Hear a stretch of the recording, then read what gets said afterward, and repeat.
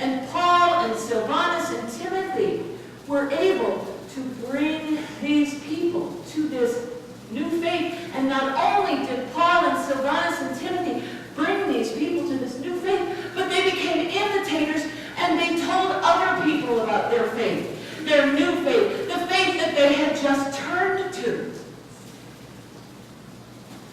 And they served God, to serve a living and true God.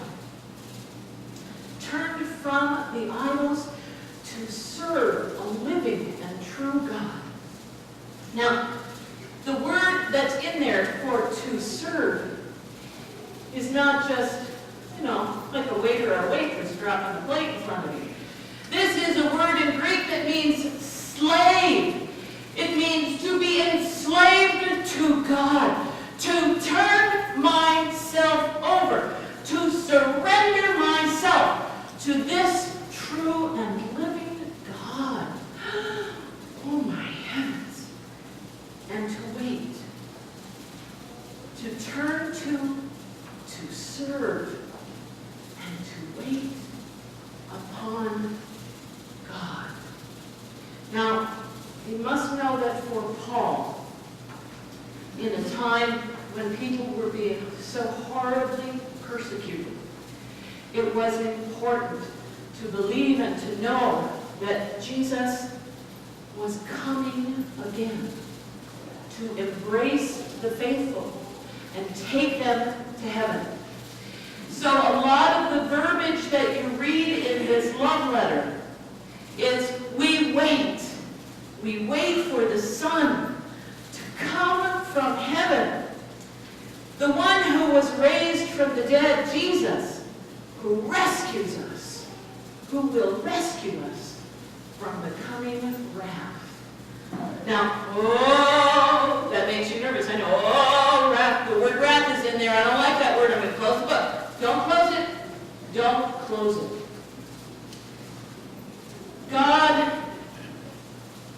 knows human beings. God knows your heart. God knows what you're thinking. God knows when you're sincere and when you're not sincere. God knows that. And so, what he is saying very, very clearly is, there's going to come a day when everybody's going to get called to account, when everybody's going to have to say, as you know, my image is sit down at the little ice cream table in the little filigree chairs and have a chat with God. You all know that image, right? You haven't heard my image? Yeah, I don't think it's a big courtroom. I just think it's a tea table. Yeah, why not? Little pink velvet cushions that we're going to sit on and tell. But Paul said, you want to be those who know that you have turned your faith and yourself over to God, over to Jesus Christ. And you know what? You wait because all of the good that God has is coming to you. All of God's goodness, all of God's love and hope is coming to you. Everything you must bear in this life, every sadness, every pain, every trauma, does not matter, and it is not important in this life because you have the love of God. And everything will be all right. Everything will be all right. Maybe not here in this moment in time, but everything will be all right in the end. Paul wants his folks to understand that if they are being persecuted in this moment in time, it's not always going to be like that.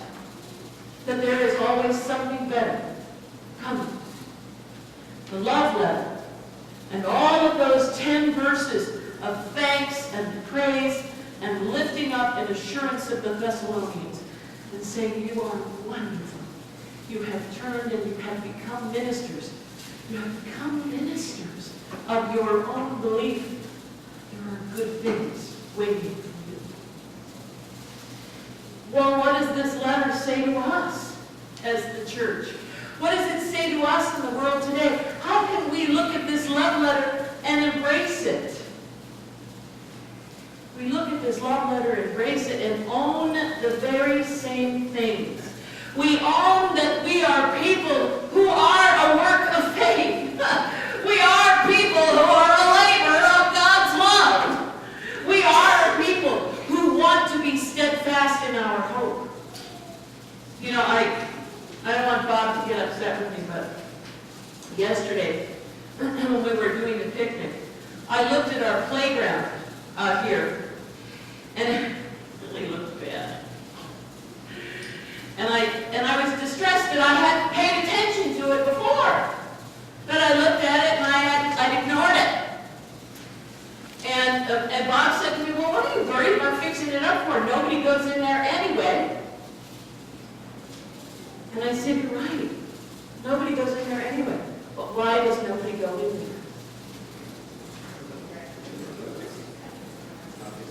Because it doesn't look very inviting. We are people. We are God's work of love. We are a labor of love. We are God's work in faith. And if we